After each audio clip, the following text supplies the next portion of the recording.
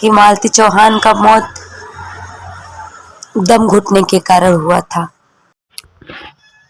Hello दोस्तों, आपका स्वागत है आशीष 786 चैनल पे। तो आज हम बताएंगे कि मालती चौहान का मौत कैसे हुआ। हालांकि आज रिपोर्ट आने वाला था और रिपोर्ट आ भी गया है।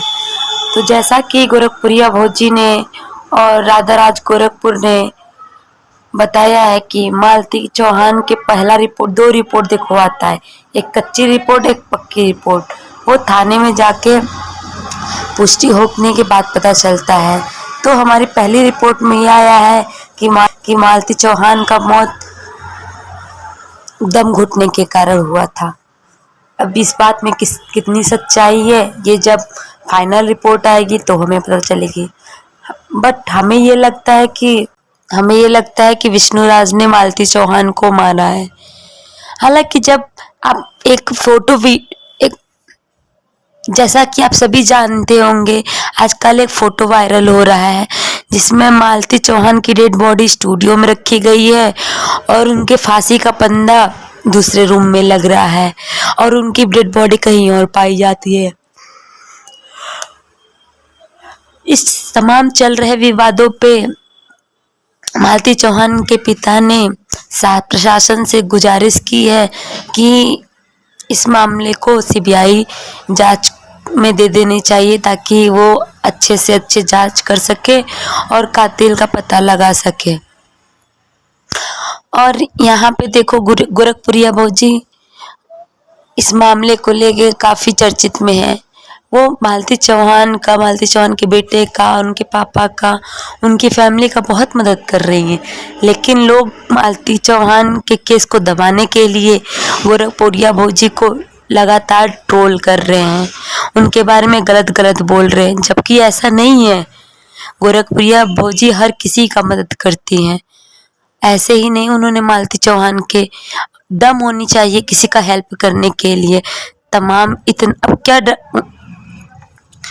सोचो, वो एक कितनी अच्छी औरत है कि वो मालती चौहान का मदद कर रही। कोई और होता तो उसको भी पता होता कि हमें इसकी मदद करने के लिए जेल भी हो सकती है, सजाएं भी हो सकती है, हमारे पर लोग हमला कर सकते हैं, हमारी फैमिली के ऊपर हमला कर सकते हैं।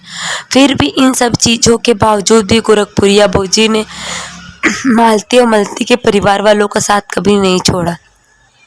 देखिए, सब लोग गोरखपुरिया भौजी को उल्टा सीधा बोल रहे हैं, हालांकि नहीं बोलने चाहिए। अब हम या आप लोग हैं, हमारे पास जो सबूत लगेगी उसी के आधार पे हम लोग बात करेंगे। जैसे गोरखपुरिया भौजी की सबूत हाथ लगी थी कॉल रिकॉर्डिंग, तो उन्होंने मालती को भला बुरा कहा। हालांकि उन्होंने सुलह भी कराया, लेकिन सच्चाई जानने के बाद उन्होंने मालती से माफी भी मांगी। और लेकिन हम सब ने इतना गलत किया है मालती चौहान के साथ कि उनको कम जबरदस्ती प्रेशर दे के उनको उनके घर भेजा है। अगर हम उनको उनके घर नहीं भेजते तो शायद आज मालती चौहान जिंदा होती। तो दोस्तों, वीडियो के लास्ट तक बने रहें, हम बताएंगे पोस्टमार्टम रिपोर्ट में क्या आया है।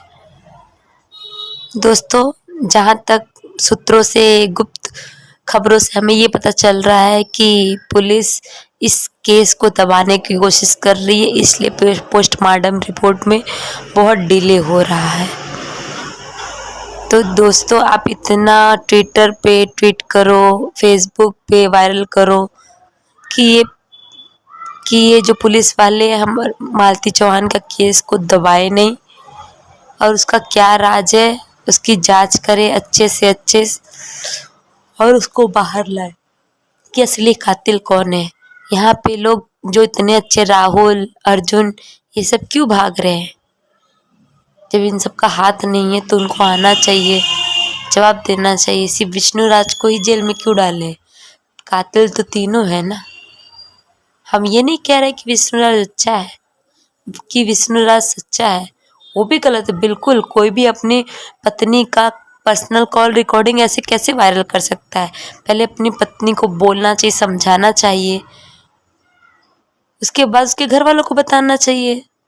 आप ऐसे भी किसी औरत की इज्जत को ऐसे नीलाम कर रहे हैं तो ये अच्छी बात नहीं है ना दोस्तों। तो चलिए दोस्तों।